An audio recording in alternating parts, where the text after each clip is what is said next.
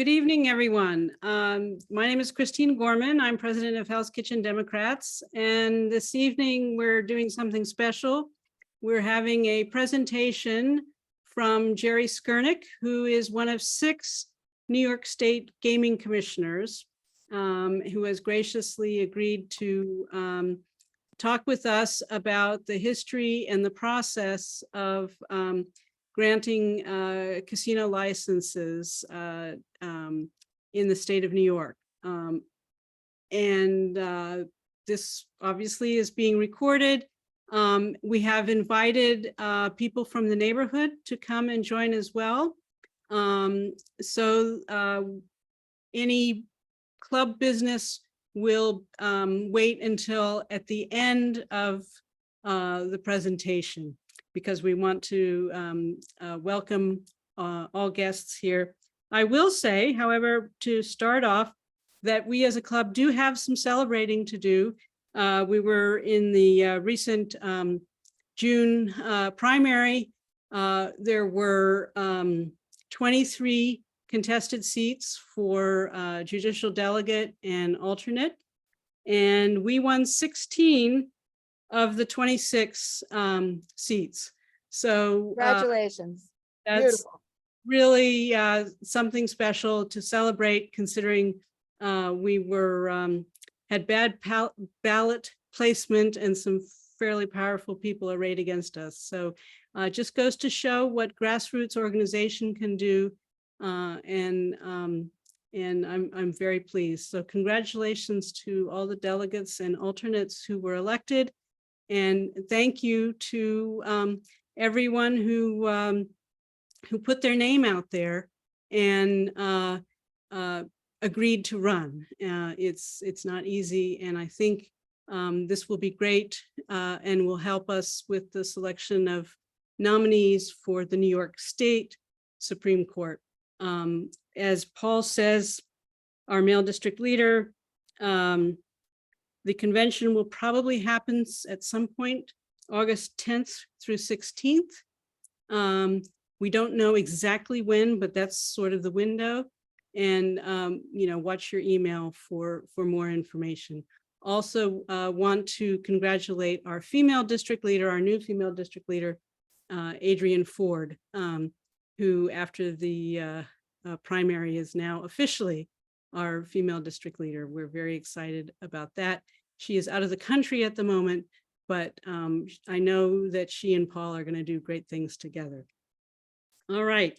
As I said, this is a little bit different, just as we did with the upstander training a few months ago. We're doing a presentation that's open to the neighborhood, and Hell's Kitchen, Chelsea. We've put out invitations far and wide, and we're very pleased to have Jerry Skurnick here. I'm going to turn it over to Leslie Bogosian Murphy, our vice president, who is also the head of our casino task force. Just as a reminder, this is a presentation. This is not, we're not voting or anything like that. This is to learn more, an opportunity to learn more. Take it away, Leslie. Thank you, Christine, and thank you everyone for attending. So just a little bit of background. Not long ago, when I say we, the Hell's Kitchen Democrats, formed a task force to explore the possibility of a casino in our area, as was being talked about. And though we are the local political club, this is an effort really to provide a community service. We want everyone in the West Side, Chelsea, Hell's Kitchen, who would be affected depending on placement of a new casino downstate. And we want to fill really a whole absence of information. So as Christine said, we're happy to open up our club meeting to the public tonight, or the greater, I should say, the greater neighborhood, because we believe more information is better and community participation is very important, especially in discussions such as this, where a potential outcome would really change the landscape of our neighborhood drastically. So to emphasize, tonight is not necessarily a setup for a grand debate or to put forward a club position. That will come in the future, we expect. tonight is really to provide clarity on the process, explore possibilities, and to hear some opinions that can shape a conversation moving forward. So we are really delighted that New York State Gaming Commissioner Jerry Skurnick, part of a 6-member gaming commission group, has joined us tonight. Jerry will present on the New York State process, and he is gracious enough to take questions afterwards. Just so you guys know, the chat function will be on throughout the presentation. So please enter any comments or questions you have in the chat, but they will be limited to be directed to me and Christine. So all the comments will be noted, and please don't hesitate. We want to know your thoughts. So I know Jerry has a PowerPoint presentation. So Christine, do you have that to start? Oh, Jerry, go ahead. Introduce yourself again and to the group and take it away. All right, thank you. So yes, the New York State Gaming Commission was created in the same year, 2013, when the voters approved allowing 7 commercial casinos to open in New York State. It was formed with 2 state agencies that at the time was involved in gambling in New York State, State Lottery Commission and the Racing and Wagering Board. There are actually supposed to be 7 commissioners. At the moment, there's a vacancy as one of the commissioners recently resigned, all appointed by the governor. 2 of them appointed nominated by the leaders of the state legislature, one by the state Senate majority leader, one by the Assembly Speaker. I am actually the Assembly Speaker's nominee. And the commissioners are part-time. This is not my day job as a gambling czar. I'm actually, as some of you know, a political consultant. That's how I know Paul and Christine and some of you others. And I've actually been to some HK Dem events with various candidates I'm helping for state Supreme Court or civil court. And the commission's really run by our staff. We have a professional staff led by an executive director appointed by the governor, and mainly civil servants. And we regulate all gambling in New York State, which is the state lottery, horse racing, both standard breds and thoroughbreds, charitable gaming, which is bingo and other things like that, which are run by churches and synagogues and volunteer fire departments, sports betting, Native American casinos, which we're involved, the federal government partially regulates them and restricts what we do, and commercial casinos, of which there are now 4, all of them outside New York City. When the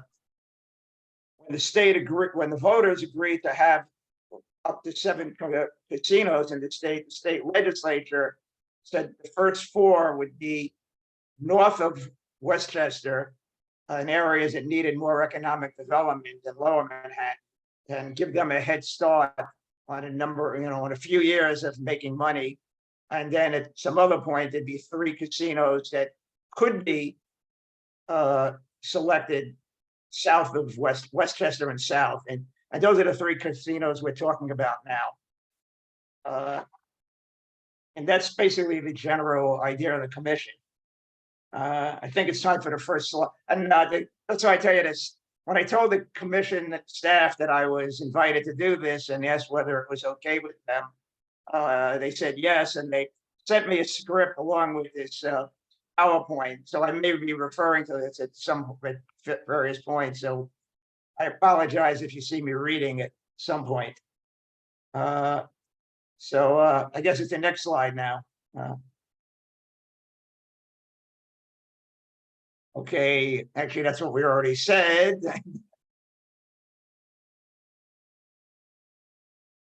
Okay, yeah, those are the commercial casinos we have now. As you can see, the nearest one is in this Catskill area.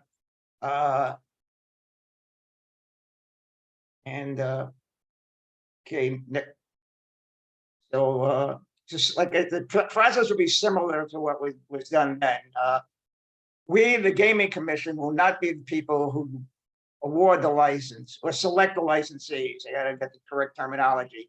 It's a gaming facility location board with 3 to 5 members that we on the Gaming Commission will appoint. We've already appointed the first 3 members. You need a minimum of 3 members to operate. Hopefully, there'll be 2 more members appointed before the process ends. As you can see there, the statute but passed by the state legislature gave criteria and where the money's supposed to go. Just so you know, the money from the casinos will go to, some of the money will go to us, to the Gaming Commission, to pay for our operation. The rest will go to schools, local government. Well, the money from the casinos will go to public schools, and now will go to the MTA and to us. The economic development hopefully will go to local governments and other operations like that. Next, please.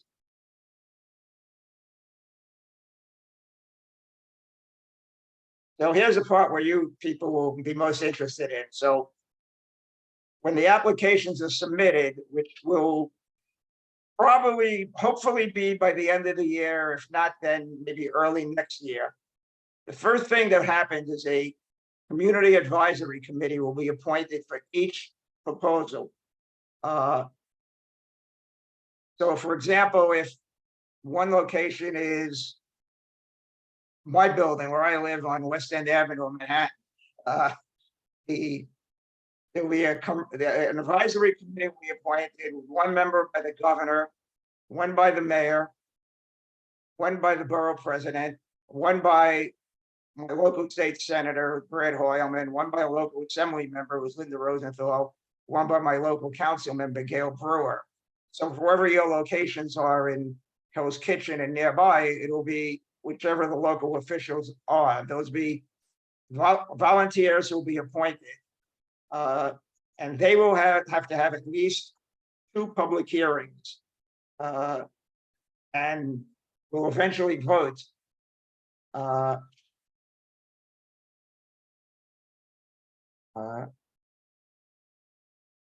And 4 of the 6 will have to approve any location, and there's no appeal from that. If they don't get 4 votes, they're gone. They cannot be considered. All of them will have paid their $1 million fee to submit an application, and that won't be refunded. Next slide.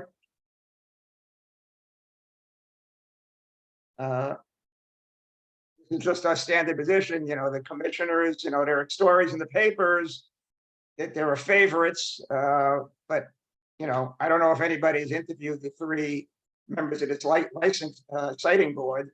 I haven't. I've never met any of the 3 of them myself.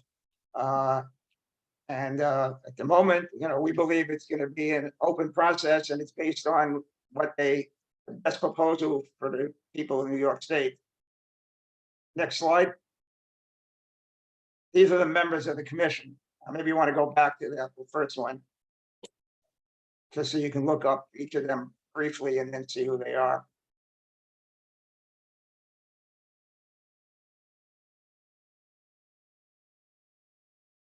Not the commission, these are, I said, just facilities location board. Stuart Rabinowitz was on the original committee that picked the upstate one, so he has the most experience. Next slide. This is a part of the timeline. On the next slide. So this is where we are right now. The commission on its website invited people to submit questions. Over 300 questions were submitted. We expected to get the answers published in about 6 weeks, and that did not happen. The questions are a lot more complicated and duplicative than we thought. We have not yet published the questions. We're hopefully going to be doing it within the next 2 weeks. And after that happens, we go to stage 2. Next slide.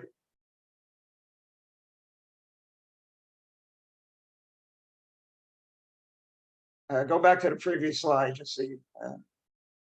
So then once we publish the answers, there'll be 30 that will announce people have a second round of questions. And we will once again, and people have 30 days to submit the questions. once we publish those answers, which hopefully there'll be less questions and it won't take as long to answer, then there'll be 30 days for the applications to be submitted to the casino facility licensing board. Most of the questions are the gamut. They range from, will casinos be open on Easter Sunday, to complicated questions about how the process works from some of the casino applicants. By the way, before we get into that, the question about applicants, it came up at the last meeting, which I attended sort of by accident.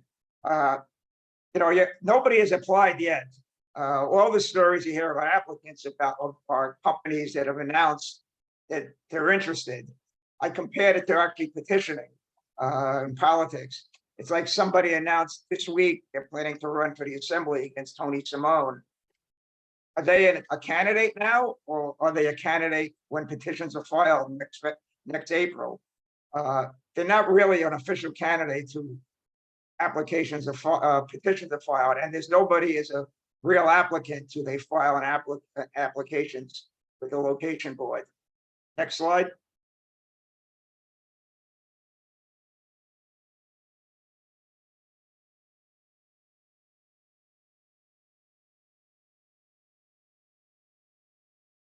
You see what happens. I talked to the CAC at the Community Advisory Committee. The last issue about zoning is actually a change. It's a change. It's something that may have changed in the last month. Up until now, we thought that all casinos have to still go through the community boards, go through Euler, and go through community boards and then approval by the City Planning Commission, the City Council. But Mayor Adams and City Planning Commission Chairman Dan Garodnick about 2-3 weeks ago announced a new citywide zoning proposal, which would make casinos as of right, if they get the applications approved, so that each different casino would not have to be approved by the Gaming Commission. This is just a proposal. It hasn't happened yet.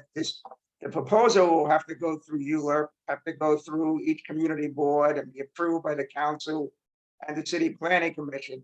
That's expected to happen next February or March. So if there's anybody out there who is opposed to a casino in their neighborhood, the time to work on your community board would be around now to oppose this citywide change in the application. Or if you're for a casino, it would be the time to say, great, approve this change so we have the casino approved without having to go through each community board separately. If we had to go through each community board separately, that would delay the process because the facilities location board couldn't make a decision until each one was approved. But we can't approve 2 of them and leave the third one out there because it might be competitive based on its location to the other 2. Next slide, please.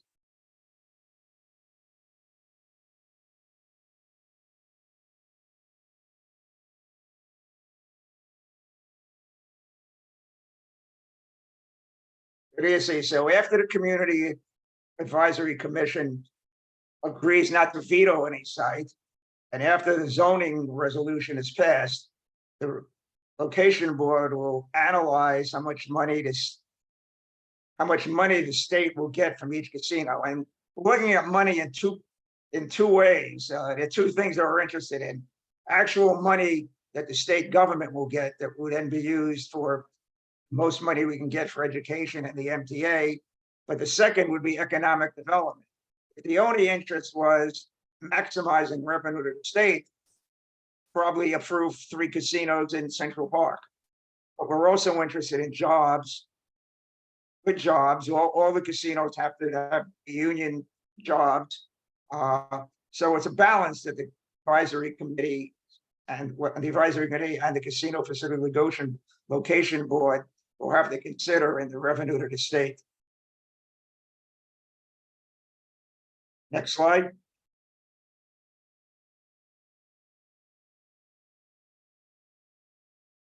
That explains what I already said about the Community Advisory Committee.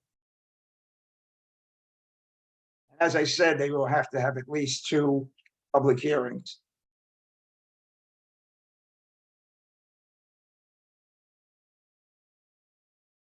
say, outside New York City, it's not just New York City that is involved in this. There's likely to be at least one proposal in Westchester and one in Nassau County, and there's still time for new applicants to show up and start an interest. Next slide.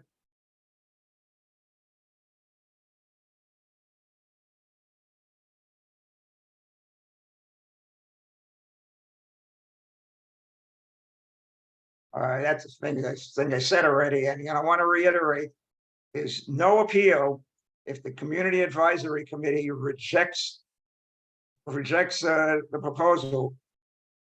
They're out. The Facilities Location Board can't consider them at all. Next slide.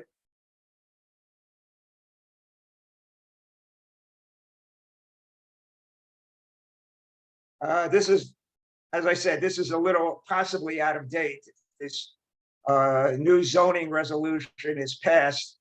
It will not be each community board that has to approve community planning board and city planning commission will have to approve each one. On the other hand, it may not be approved, and if it does, like I said, we'll have to go through Euler. As you know, that doesn't mean the community board has veto power. Of course, it can be overruled by either the city planning commission or the city council.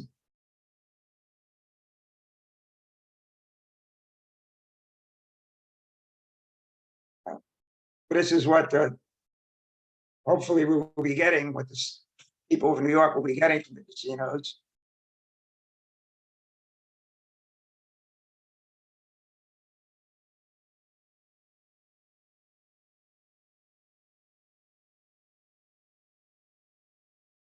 And this is the criteria that we use. 70% will be based on economic activity and business development.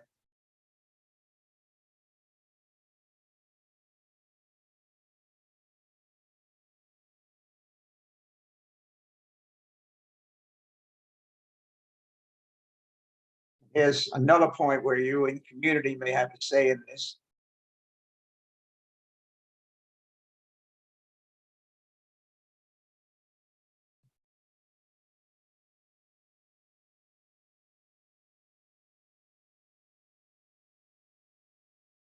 Jerry, can you just elaborate on these 3 slides? Is this what is the criteria is, or the Yes, this is the criteria that the location board, siting board will have to consider.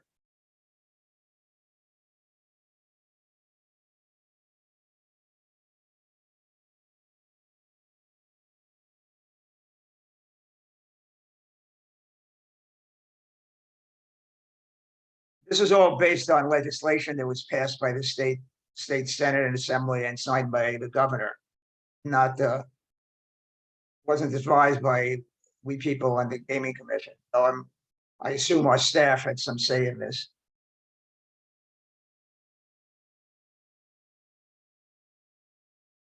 Once the board awards a license, that's when the commission gets involved. We still have to actually issue the license. But in reality, that means it's our staff will then investigate our staff and the state police and others will investigate and make sure that all the winning applicants can actually do what they said they can do, and we don't find out that the executive vice president is really an employee of the Russian mafia or things like that. So it's probably pro forma, but in theory, we could reject any of the 3 applicants. We can't say, there was one in Nassau County we're rejecting, we want you to pick the one in the Bronx. All we can do is say we're only issuing, for example, 2 of the licenses, and you got to open the process again and consider a 3rd one. By the way, it's also possible that up to 3, conceivable that this is unlikely, but in theory, they could also issue only 1 or 2 licenses. And that's it. That's the, if you want to go onto the website, nycasinos.ny.gov, everything I said and much more is on there, including at some point the answers to those questions that was submitted. Jerry, thank you very much. I'm sure you'll get some questions from this group, but and I have my own, but I'm like you said, I'm the head of the casino task force here for HK Dems. And I'm just going to ask one question before everyone else can jump in is, you know, we keep saying or hearing that the community will have input, the community will have input. And that word community in this process seems very ambiguous. Like, and now we're seeing lists pro, you know, against, and stuff is coming out. What does that mean? The community will have input? Are you just talking about the board that's gonna, the advisory committee that's gonna be selected, or just general community letters, or what? Talking about both. One is, it will be, as I said, a community advisory committee. So I'm not, you know, I'm not sure exactly where in the district. I think most of your district, Tony Simone is the assembly member. So if for any application that comes in for something in Hell's Kitchen, Tony will appoint members of the committee, the community advisory committee. Actually, I don't know if it works. I don't know how it works if there are more than one location. Can he appoint the same person for all? Let's say there are 3 applicants. I think there are rumored like 3 or 4 for your area. So if there are 4 of them, the same person, can he appoint the same person on all 4, or can he appoint a different person? That I think that wasn't made clear in the law. He could probably do what he wants. So he'll appoint somebody, depending on where in Hell's Kitchen it is, either Eric Botcher or Gail Brewer will have an appointee. And the state senate, I guess Brad Hoyleman is in most of the district, but I think Liz Kruger might be the Saks Fifth Avenue one. I'm not sure of the exact, you know, street addresses. So those will be real, you know, well, it'll be at least by their definition of a community member. Up to, you know, they're your elected officials. Presumably they'll appoint people who are real community activists. They're not going to appoint a employee of the casino who happens to live in 58th Street or something. So, and like I said, the local officials, all 3 of the appointees of the senator, council member, and assembly member are opposed to a site, that's it. They have the veto. And if the borough president agrees and one of the local officials does, that's also vetoed. But then later on, once they're approved, possibly the community board will have an official role. Otherwise, they will have an unofficial role. I'm sure. I think your community board has already voted on some of them, but you know, you can't, you know, they can vote on it. But then later on, assuming something in your district gets through the community advisory committee, yeah, you can write letters and reach out to the members of the facilities location board. And so can the local elected We officials. have another question, point Oh, of. hold on. I'm sorry, wait, Christine, just to clarify, I just want to say that the 3 that Jerry's saying, the 3 sites that are kind of being bandied about that would affect or in our area would be a Times Square location, a Hudson Yards location, and the most recent we have heard in the press would be a location on 41st and 11th. So those are the only 3. It doesn't mean there won't be others or that those would stay for the whole process, but those are the ones that we've heard now. So I'm going to throw it back to Christine. Jerry, thank you very much. Christine is going, I'm going to monitor the chat if there are any questions, and Christine is going to go for if there's any raised hands. Yeah, we also have questions in the chat already, so I will bring those up. But the first question is about what you said, just a point of clarification about the mayor saying that the casinos could be built as of right and would not have to go through the Euler process. The city, the mayor and the city planning commission about a month ago announced a new overall zoning revamp. It wasn't only about casinos, but that was part of it. That casinos, each casino would not have to.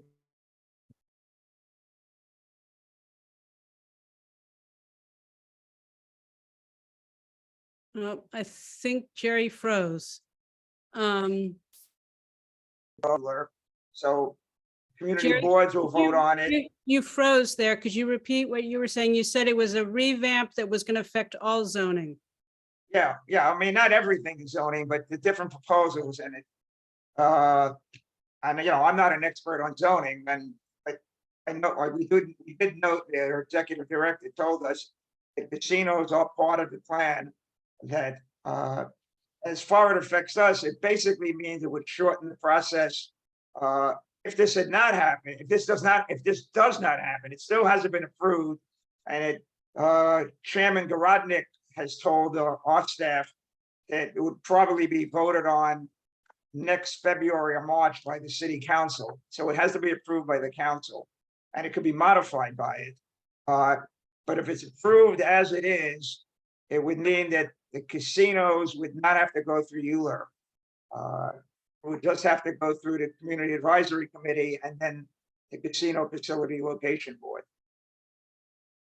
But if any, if people are opposed to this casino, and I assume there are, and I'm sure there are people in every community in the city that at least some people are opposed to and some people in favor of it, they can make their case to their local council member and to their city planning commissioners why this shouldn't happen.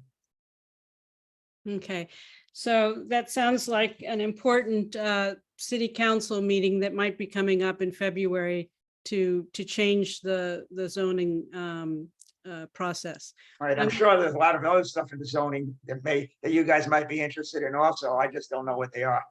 Right. I'm going to call on Marietta Lafargue. Hi, thank you very much. Thank you so much for the information that you pass along. I have to tell you that I'm from Atlantic City, New Jersey, when it was a beautiful, beautiful, amazing city. I grew up there. I walked the boardwalk. I loved it. People were there for the $1 Million Pier, for all of the different rides that were there, for the convention hall, for all of the activities that took place. And then casinos came in and totally destroyed the city and all of the people around it. All of the businesses that were there went out of business. And the last time that I was down there, it was an absolute fright. So I am. Okay, Marietta, is there a question in what you're saying? Oh, no, there's not a question. I just want to say that I am totally against it. That's all. Okay, thank you. Going now to Paul Devlin, do you have a question? And before I forget, please say who you are and what affiliation you have, if any. Hey, thanks, Christine. And Jerry, thanks so much. I was talking to Tom Duane earlier today. He said to say hello. I'm really concerned about this Euler process bypassing the community boards.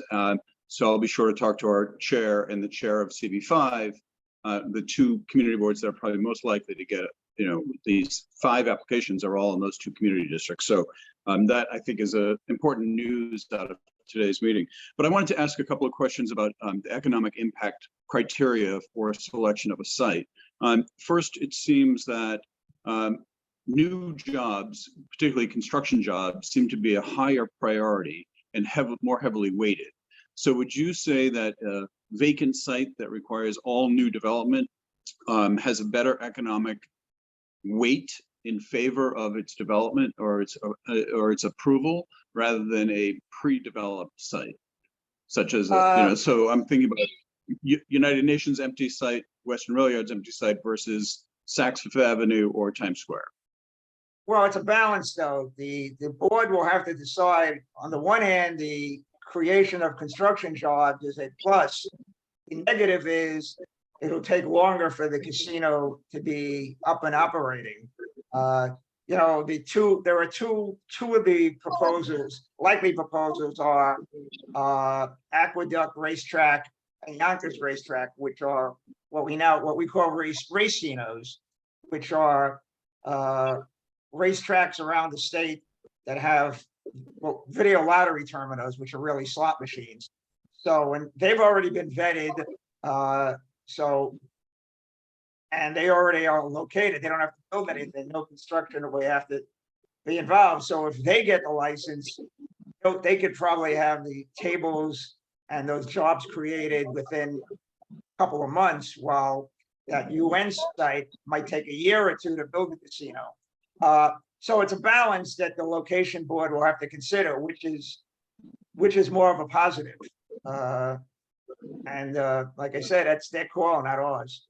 Yeah, thanks. That's good insight. And the second question is on economic impact in relation to nearby businesses. And so could there be a situation where a casino could have restrictions on, say, the size of the theater or the number of restaurants within the site itself, so as to mitigate any negative impacts against local businesses or particularly in this neighborhood, Broadway theaters? We wouldn't want to have competition of Broadway inside of a casino.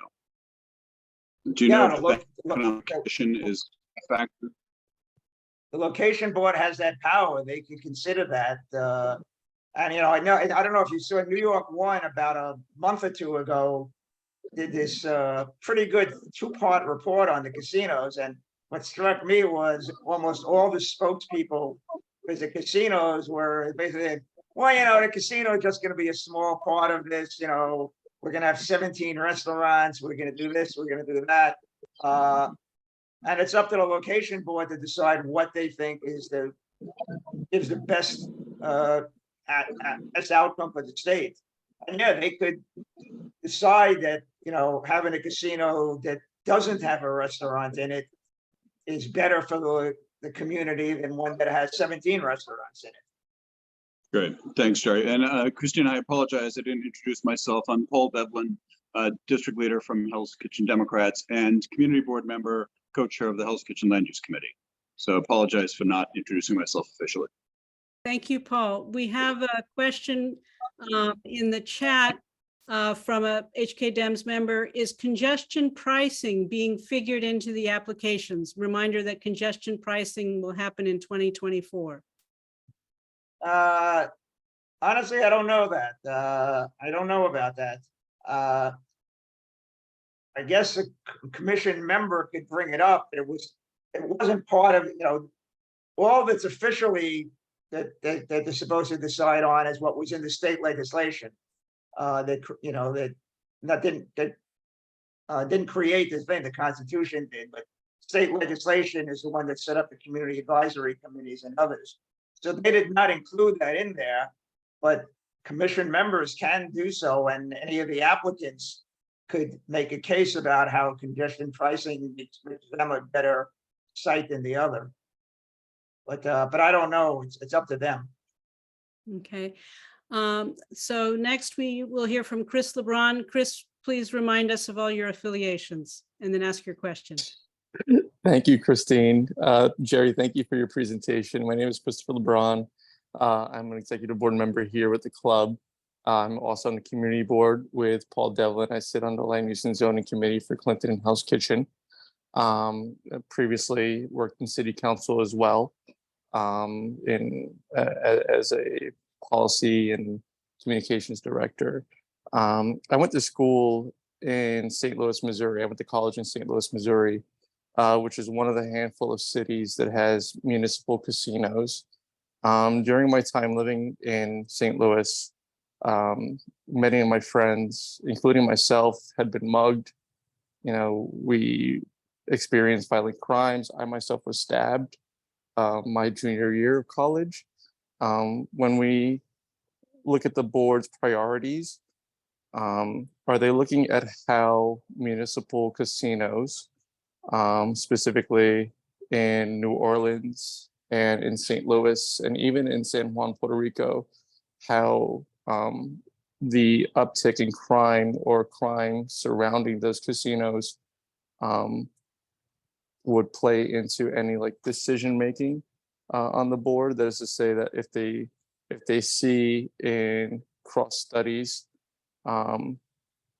that there is a detriment to public safety around these casinos, would they defer to something like these racinos over municipal Manhattan casinos?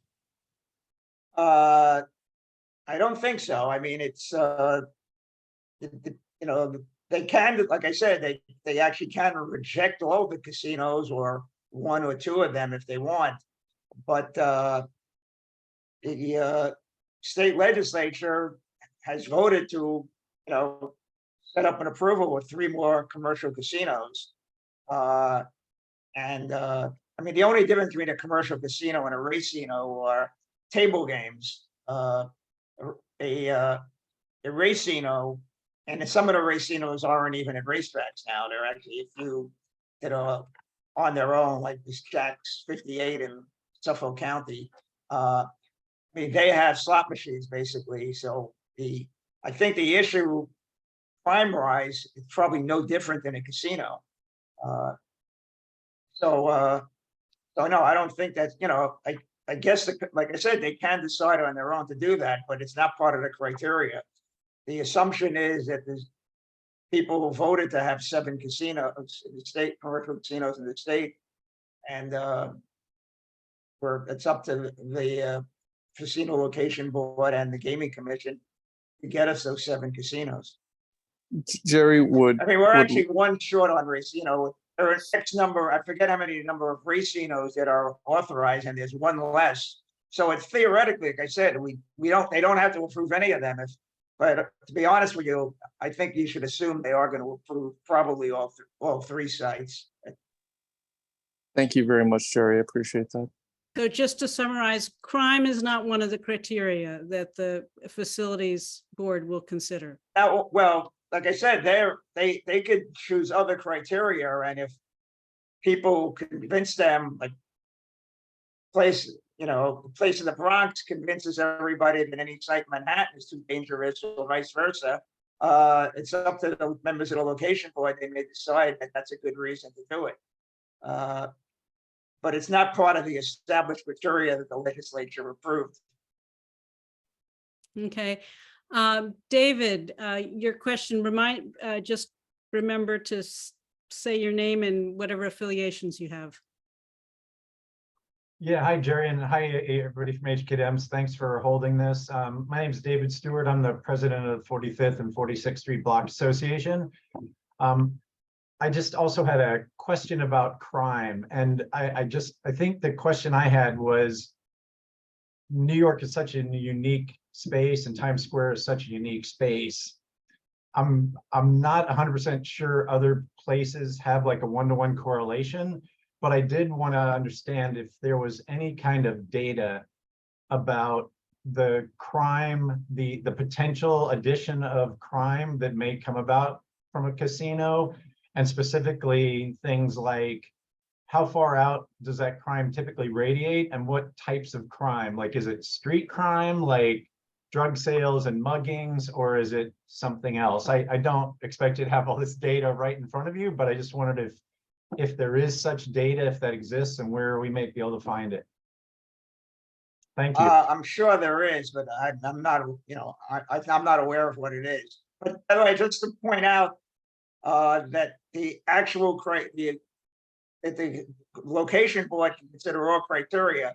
The Nassau County proposed site is right near Hofstra University, and the president of Hofstra University has come out strongly against that casino and has publicly pointed out why having a casino near a college is a bad idea, having to do with young people gambling and I think crime near there. And so she is already making that case to the members of the community. Well, she will make it, because she's doing it in the press now, but it's clear she'll make that case to the members of the location and siting board before they vote on it. So just so you know, crime issue, even though it's not officially part of the criteria, it can be brought up to them. Okay, going now to Bert Lazarin. Thanks, Jerry, for the presentation, and thanks HK Dems for sponsoring the presentation. I was just very shocked to hear the mayor's proposal about eliminating the ULURP. That was completely new. I didn't see it in the papers. Can you give your affiliation? Sorry. My affiliations, that's interesting. My affiliations, I'm vice president of your neighbor to the south, Chelsea Reform Dems. Okay, I'm on the Manhattan Community Board 4, co-chair of the Liquor License Committee. Wonder if those restaurants and any of the casinos will have to come to us. And the SOA, and also on the Chelsea Land Use Committee, okay? And my background professionally years ago was city planning. And that's kind of the question I mean, I'm not immersed in the casino business and locations. I just have the, you know, the concept, oh, Atlantic City, Las Vegas, up in the Finger Lakes. People go there by bus, you know. Whole groups, people take private vehicles. But what about a dense urban center? We're proposing casinos in Manhattan. Are there equivalent locations around the world? Because I'm interested in who do they expect to come? And how do they expect people to come? Will they also be coming with busloads like they come upstate? Or will they be taking the subway or something? What would be do they have any idea of the transportation impact of these casinos? Will it be the same in each location, or do they think it might be different, or has anybody not thought of it, or are there no studies one way or the other? Well, there are, around the world, there are some cities that have casinos. London has casinos all over the city, right by, they don't call it the subway there, the underground, by underground stops. I was in Vancouver a couple of years ago, and there's a casino right downtown within walking distance of most of the hotels. So it's a mixed bag. In other places, person mentioned St. Louis, the casinos in St. Louis are riverboat casinos, which doesn't mean they actually go out on the river. They're barges. They're right on the water. Similar to, I guess, if there was one in Hell's Kitchen, at least part of Hell, at least the one by the Hudson Yards.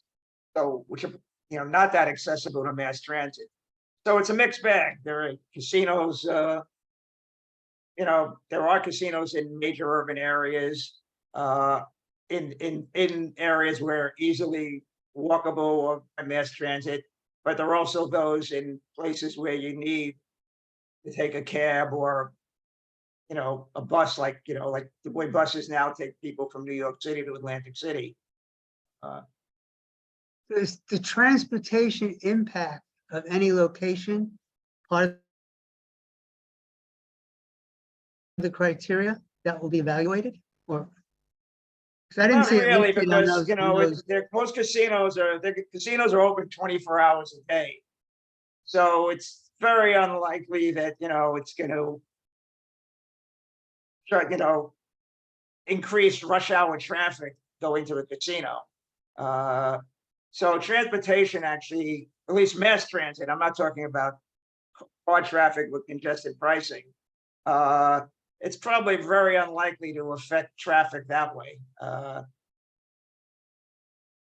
Okay, so what I'm hearing is transportation is not one of the criteria that the facilities board is considering. That's right. Okay, so anybody who thought transportation was important would bring that up. That's right. For Okay, example, by the way, is that the two racinos, the Aqueduct one, there's a subway stop that takes you right to Aqueduct. Yonkers has not a subway, but a Penn Metro North station right at the Yonkers racetrack. And at least some of the sites outside Manhattan, the City Field, you know, there's a subway stop that takes you to City Field. Well, the one in the Bronx at the Trump Golf Course is not near a subway stop. okay. Kathleen Treat, go ahead.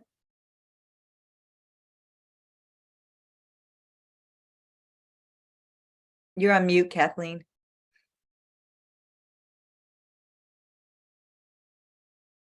Who comprises the location board? Excuse me?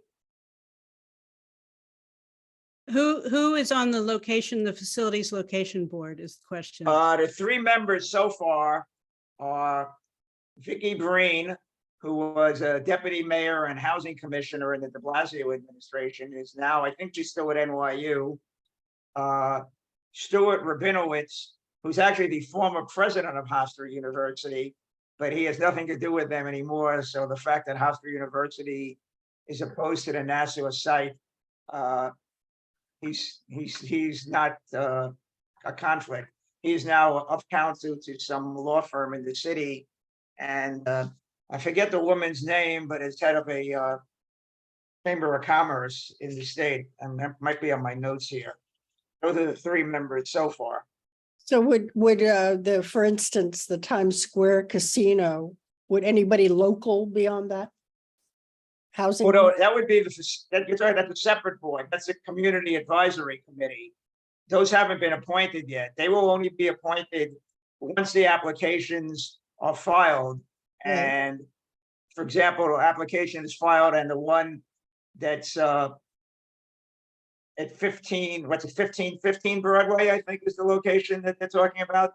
So for example, when the one at 1550 Broadway, if they do file an application, then the local elected officials will be represent 1550 Broadway will be asked to appoint members to the community advisory committee.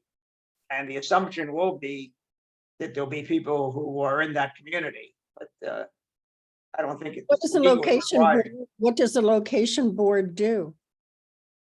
The location board is the body that will actually approve which of the 1 to 3 locations they get the casino license.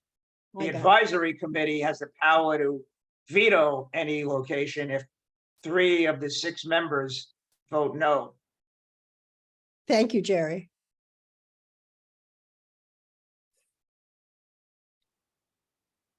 Okay, we're going to Pam and Mark Dean now. Hi, I'm Mark Dean, and I'm well, not lifelong, but I've been on 50th, 29th, and 10th for 40 years, since 1979, 43 years, and also a member of the 4954 Block Association. One question I have is how much, I mean, a lot of the crime touches on it, and the traffic and everything is the quality of life in our neighborhood rises and falls depending on which super bars are operational on 11th Avenue. And with the drunks coming, and I know that most casinos have limitless alcohol, that you don't even have to buy your alcohol in Vegas, for instance. So it just seems that it's counterintuitive that we're going to be overrun with the rowdies that we blessedly got rid of during the pandemic when all the bars were closed. But it's really a serious question, because the impact of a casino, which is generating that 24/7, could be devastating to our neighborhood. I'm just wondering how much quality of life is going to be, Well, that's like I said, that's the role of the community advisory committee.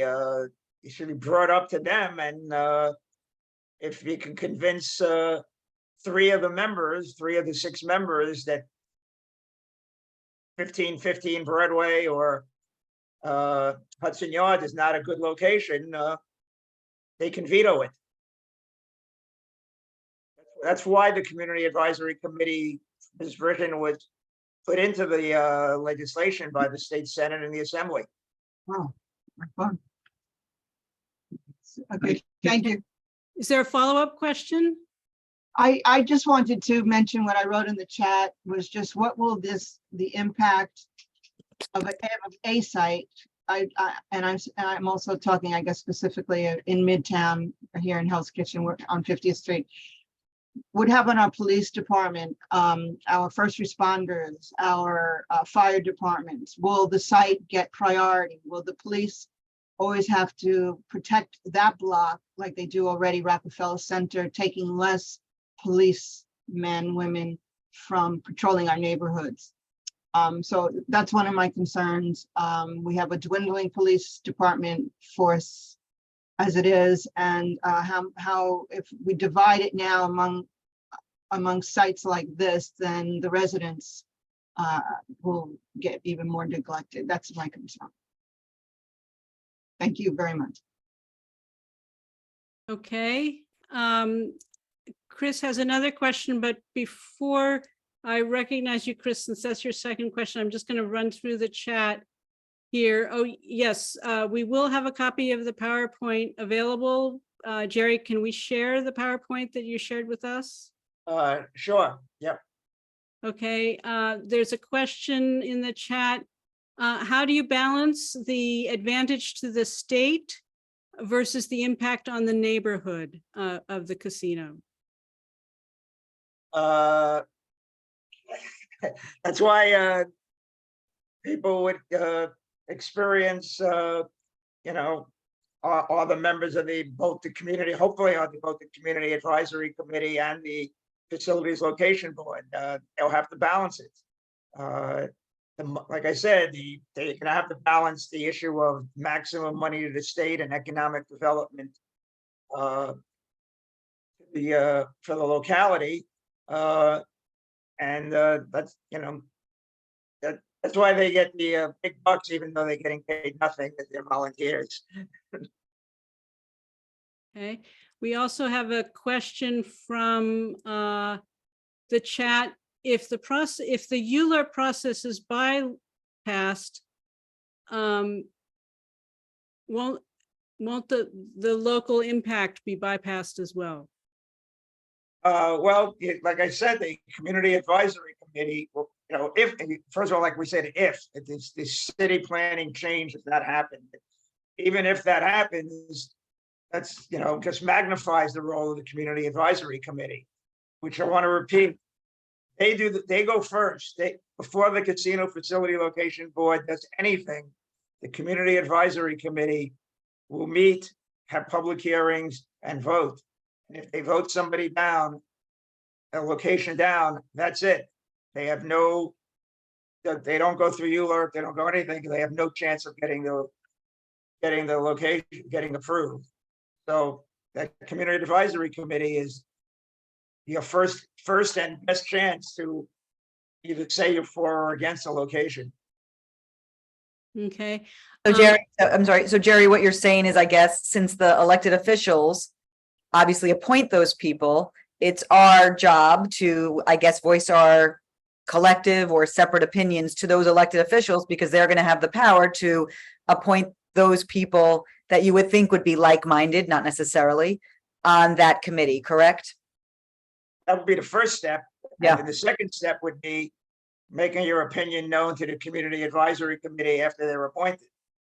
You know, if they appoint people that you don't know or you do know, or there are people with different views, like I said, they have to have at least 2 public hearings, and I presume they'll be getting communication from people in the community beside the public hearings. So it's 2 steps. One is lobby your local elected officials and your citywide and borough-wide elected officials, and lobby the members of the Community Advisory Committee. So we have, and I'm going to get to Sheila and to Chris, so just please be patient. One more question from the chat. Can people apply to be on the Community Advisory Committee? That is left up in the air. It's up to the local officials how they decide who to appoint. That's not in the legislation. Okay, so if you want to apply to be on the Community Advisory Committee, you have the names of the elected officials, and we'll be summarizing information. Right, it's the 3 local officials, senator, assembly, council, plus the borough president and the mayor. Okay. Okay, so I'm going to go to Sheila O'Connor, then Katie, then Chris. So Sheila, remind us who you are and any affiliations. Hi, I'm Sheila O'Connor. I'm an officer with the 45th, 46th Street Block Association. I have a question about the tax revenues.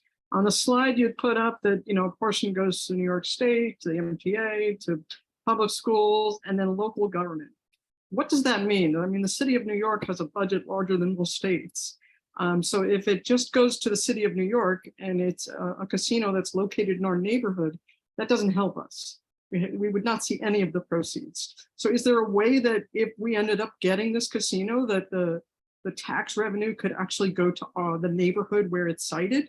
Or is it going to just go to the city of New York budget? Well, the legislation means it just it's regular taxation. I mean, the special gambling tax rate is, but it goes to the local government. So once again, if you can lobby the city council and the mayor to say that a certain percentage of the money should go to the community for different reasons, if you have if you're able to convince them to do it, they can do it, but it's not part of the legislation setting it up. It does go into the general fund. So it couldn't potentially, because I'm just thinking there may be a need for Well, increased. it could police potentially, but presence, it's up to the mayor and increased the council. sanitation, there's a lot of resources that would end up being, having to increase, and it could potentially just go to the full city and we don't even see a dime of it. Is that true? Like I said, yeah, the money goes into the state general fund and the city's general fund. Just like if, the money from Hudson Yards, the tax in the businesses in Hudson Yard goes into the city's general fund. It does not a special tax that goes to people who live nearby. But theoretically, the city could do that. They could say a certain percentage of the money should go for that.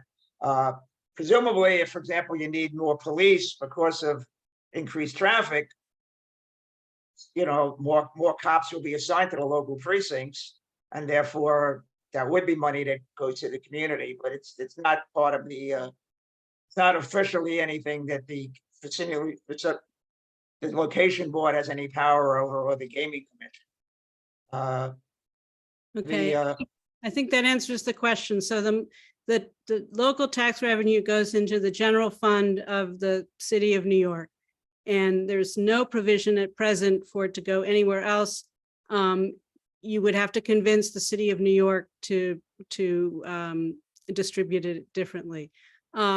Katie, do you have tell us who you are and your question? Sure. Hi, Katie Savage. I am co-chair of HK 4954 Block Alliance and founder of the nonprofit, the Litter Legion. My question, Leslie kind of touched on it as to, our elected officials are the ones selecting the members, but you're saying there's absolutely no criteria for how they select the members of the Community Advisory Committee. You would just hope that they would select members who are directly impacted and within the vicinity, but there's nothing that legally requires them.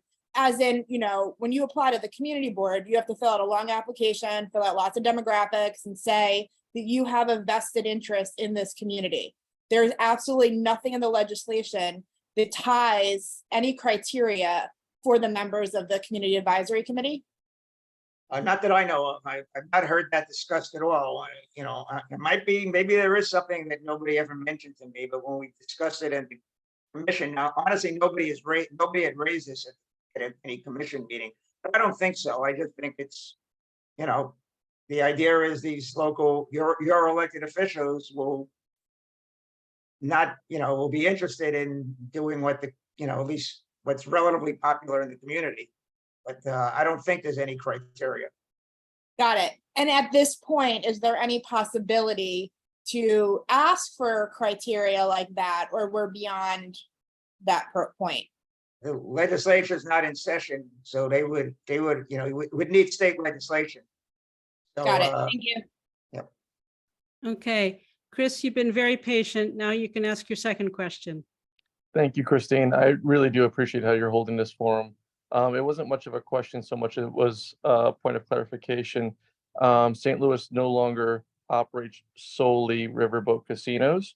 They have buildings in the landing of St. Louis, and two of the structured casinos are the Lumiere and the Horseshoe. And so those are actual towers there. So St. Louis actually has a diverse stock of casinos throughout that landing area of St. Louis. Thank you. That's all. Okay. Okay, other questions? I'm just giving everybody a moment. As I said, we will be sharing the PowerPoint so that people can look at the information.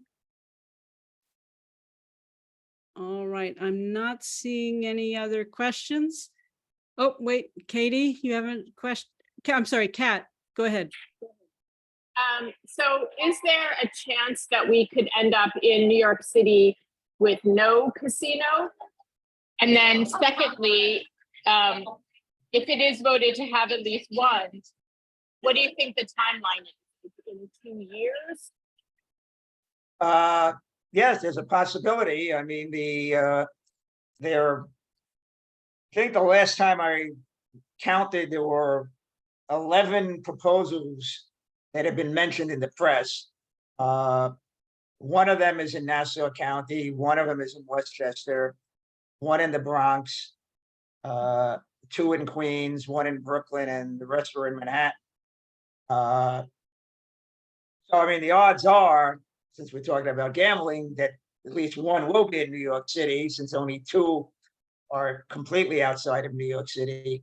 But it's possible, and someone from Suffolk or another one from Westchester could apply. But my guess is there'll be at least 1 or 2 in the city. And Kat, And the schedule, like I said, it's sort of flexible. Like I said, we've been late. We're behind schedule. We did not post the answers to the questions yet. And frankly, I thought we were actually going to post them this week, and it's now Thursday and hasn't been posted yet.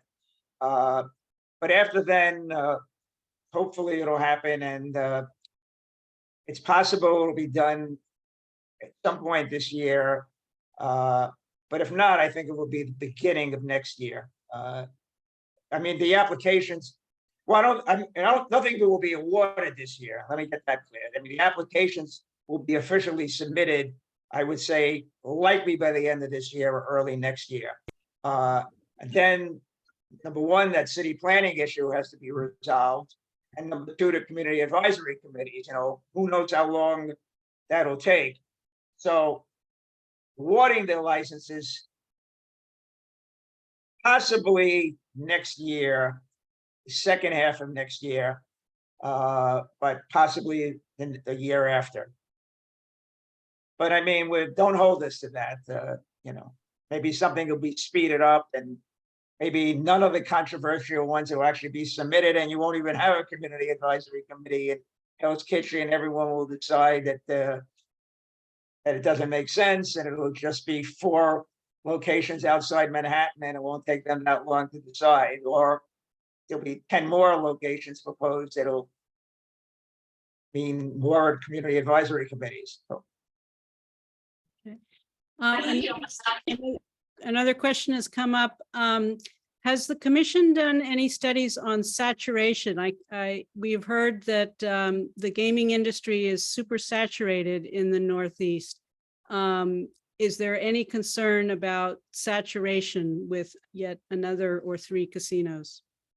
I mean, we're aware of it, and we've done, there's been many studies that the staff is aware of.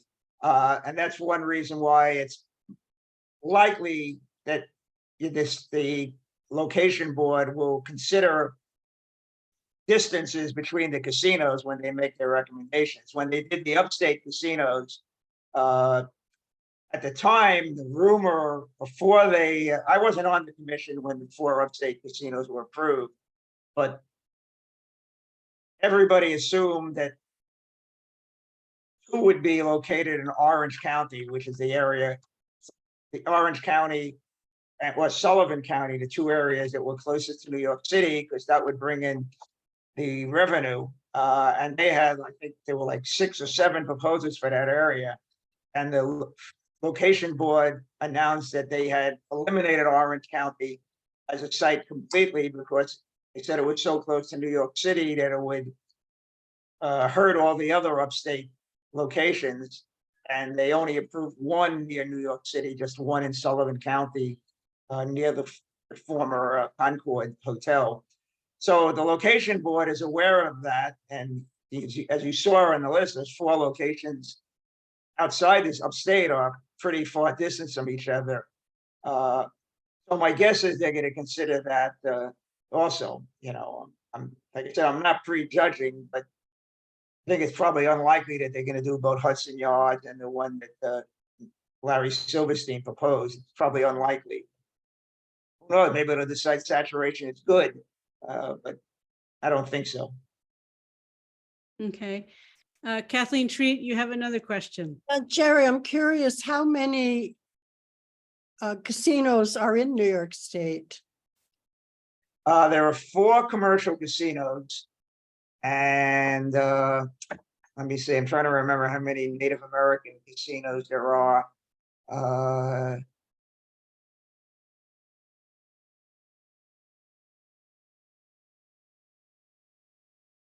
think there are 4 or 5 Native American casinos all upstate. Mhm. Plus there are, I think, 6 or 7 video lottery terminal set locations. What is that? There are racinos or you know, places that have video lottery terminals, which are basically slot machines, but no Oh, table right, games. right, But right. only what we call casinos have to have table games, and they're beside the 4 commercial casinos is a Native American casino up in the near Canada in the North Country, and there's the one near Utica, and there's one in Niagara County, one in Erie County, and one in Cattaraugus County, and another one near Utica. There are 3 different Native American tribes that have casinos. I see. Thank you. And didn't some of the upstate casinos merge or something? I seem to remember reading something about that. Merge? Yeah? No? No, Okay. I mean, the Native of the tribes, the Oneida Indians have 2 casinos, and the Seneca, which are in central New York. The Senecas, I think, have 3, and they're in western New York, but so the same operator, but they, you know, they did not merge that way. Okay. Kathleen, did you have a follow-up question? Well, I'm a little curious to know the kind of money these casinos are generating for the state. I mean, obviously the state wants more of them, so they must be very lucrative for us. Is that correct? Yeah, it's, you know, it's not enough money, you know, it's not gonna finance Medicaid for all. But it's definitely money that goes to pay for, mainly for education. Well, you know, Jerry, we were sold the lottery based on that assumption, And but the lottery does pay money. The nobody lottery actually believes that provides a lot. anymore. The lottery is the cash cow of the gaming industry in New York State. The lottery provides more money than casinos, racetracks, everything combined. It does provide money, but you know, money's fungible. So if it goes to their money, they give to education means other money gets spent on other things. Right. Right. But you know, it does provide revenue to the state. Thanks. Okay. Another question about what is the major advantage to having a casino with respect to jobs? Well, they're all union jobs. So they all pay pretty decent salaries with full benefits and health care. And it's for, you know, you don't need highly educated people. So it's, you know, it definitely provides good, decent jobs. You know, lower the unemployment rate in the state by 10%. No, but it, like I said, it does provide good, decent jobs. And Okay. Any other questions? I'm not seeing anything else in the chat. Oh, one more. Okay, Kathleen, go ahead. Jerry, when you talk about union jobs in the casinos, are you talking about the construction industry or the people who actually work? both. Yeah, Well, it's not minimum wage jobs. that's right, they're not minimum wage jobs. Thank you. Okay, we've gone quite over an hour now on this discussion, but I don't see any other questions for Jerry. Just looking, one new message in the chat. Is off-track betting still in operation is the question. Well, there is no more New York City off-track betting corporation. That went bankrupt. There is a Nassau and Suffolk County have off-track betting, and the Capital District has off-track betting, and so does Western New York. You can now, and that's about horse racing, off-track betting. You can also now bet online. The New York Racing Association that runs Aqueduct, Belmont, and Saratoga has a thing called Naira Bets, where you could bet.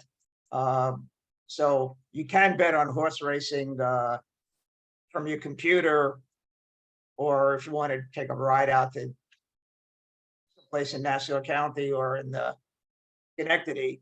So that does still exist. And there also now is sports betting, where you can bet on baseball and basketball and football at the casinos and also online. New York is the largest by far, and we've only had it for a year and a half. Largest revenue, largest sports betting as far as money given to the state of any state in the union, partially because we had the highest tax rate. Okay, Sandy, go ahead. You have a question and give us your affiliation. Yes, I'm a member of HK Dems and I live in Midtown Manhattan. And I'm a member of Actors Equity. I don't remember anything. So Jerry, when you say that the lottery is very lucrative for New York State, are you talking about the ones people buy the scratch off stuff? Yeah. Uh-huh. I mean, the former chairman of the commission once at one of the meetings once pointed out that we members of the commission, we spend more than half our time dealing with horse racing, because part of our job is if somebody gets suspended for, a jockey gets suspended for using his whip too hard and he appeals, we have to vote on his appeal. So we spend half our time at the meetings or more talking about horse racing.